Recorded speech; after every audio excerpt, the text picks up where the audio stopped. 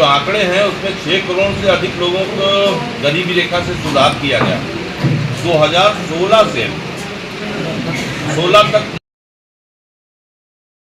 आप समझ सकते हैं कि किस गति से सरकार ने कार्य किया।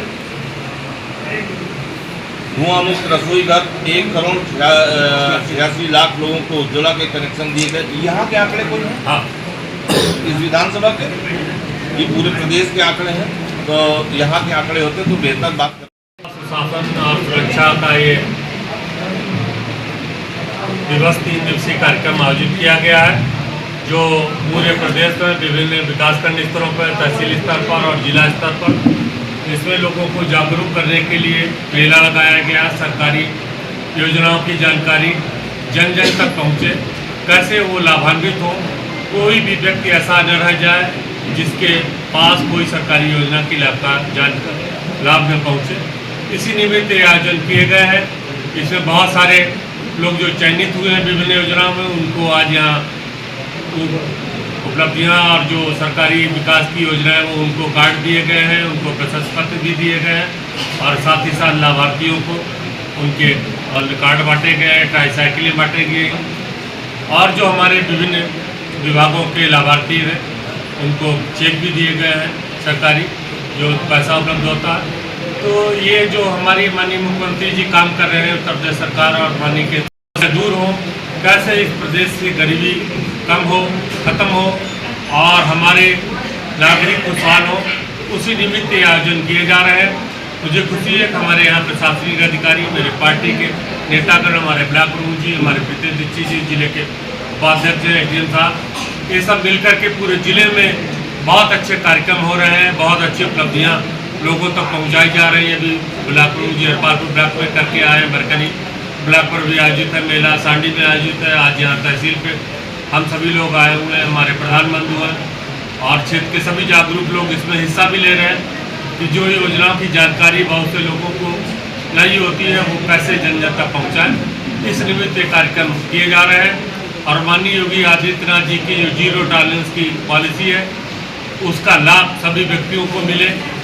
हमारे यहाँ बहुत सी नई योजनाएँ शुरू हुई हैं, जैसे मुख्यमंत्री युवा कल्याण योजना, उसमें युवाओं को रोजगार देने की योजना चल रही है। अभी जीरो पॉवर्टी की स्कीम है, उसका सर्वे गांव-गांव में चल रहा है। प्रधानमंत्री आवास योजना का सर्वे गांव-गांव में चल रहा है।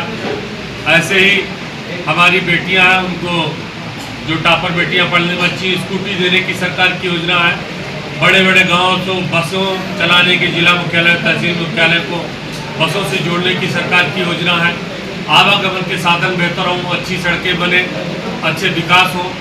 सरकार रोजगार के क्षेत्र में बहुत बड़े काम कर रही है। उसमें अपने विधानसभा क्षेत्र में ही एक बहुत बड़ा औद्योगिक क्षेत्र स्वीकृत हुआ है जिस पर काम शुरू होने जा रहा है। ऐसे औद्योगिक क्षेत्र हुए हैं और 10 बड़े ऐसे वस्तु उद्योग के क्षेत्र पार्क पूरे प्रदेश में स्वीकृत हुए। इस बजट में 2 बड़े पैरेलल पार्क, इसमें एक हरदोई जनपद को मिला, संडीला हरदोई सीमा पर, और जिसमें अभी आपने देखा होगा कि मुख्यमंत्री जी ने मेगा उसका इवेंट किया है, आयोजन किया है, जिसमें बड़े बड़े उद्योग आ रहे हैं अपना वस्तु उद्योग लगाने के लिए।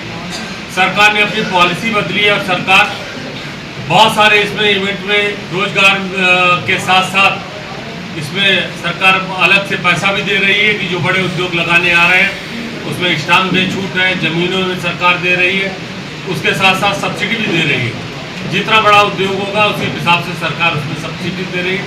इससे प्रदेश में रोजगार के नए अवसर उपलब्ध होंगे और हमारे प्रदेश के जो नौजवान हैं जो बाहर भटकते हैं वो उन्हें नौकरी मिलेगी।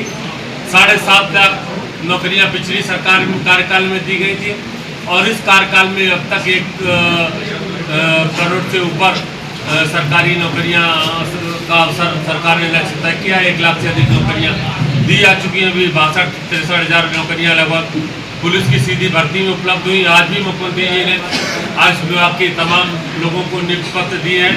इस प्रकार प्रत्येक विभाग में सरकारी नौकरियों का सृजन किया जा रहा है, उनकी भर्तियां की जा रही हैं और वैसी भर्तियां जिसमें कोई पैसा नहीं लग रहा, मेरिट में भर्तियां हो रही हैं, बिना किसी भेदभाव के भर्तियां हो रही हैं। जो पहले नकल होती थी सरकार ने उसको बंद किया है और पहले लोग हाई कोर्ट चले जाते थे, स्टे ले आते थे। अब किसी भर्ती पर स्टे नहीं होता क्योंकि इतना पारदर्शी व्यवस्था लागू की गई है कि उसके आधार पर तुरंत नौकरियां उपलब्ध है और सरकारी भर्तियां फेयर भर्तियां हो रही हैं, तो कहीं कोई कोर्ट में भी गुंजाइश नहीं मिलती है उस पर रोक लगाने की। तो एक बड़े अवसर उपलब्ध हुए हैं प्रदेश के लिए। आज हमारा प्रदेश उत्तम प्रदेश बन गया। आज आप देखें तो इन 8 सालों में हर जिला मुख्यालय पर मेडिकल कॉलेज बन गया है, हर राज्य मंडल मुख्यालय पर एक हवाई अड्डा बन गया है। आज बड़े 5 इंटरनेशनल हवाई अड्डे प्रदेश में बने हैं। महाकुंभ जैसी उपलब्धि हमारे बीच में आई, जिसमें 68 करोड़ से अधिक लोगों ने गंगा स्नान किया। विश्व के 85 देशों के लोग वहां पर पहुंचे हैं जिन्होंने स्नान किया, और लगभग 128 देशों के प्रतिनिधि वहां पर पहुंचे जिन्होंने दर्शन संगम का किया। एक बहुत बड़ी उपलब्धि है, जिससे हमें 3 लाख करोड़ से अधिक की आय प्रदेश की हुई केवल कुंभ से। और ऐसे हमारे तीर्थ जिनको संवारा जा रहा है, जो श्रद्धा के केंद्र है, चाहे वो काशी विश्वनाथ हो, चाहे हमारे अयोध्या धाम हो, चाहे वहाँ मेघवासरी का कॉरिडोर हो, चाहे मथुरा वृंदावन का कॉरिडोर बनाने की सरकार की योजना है।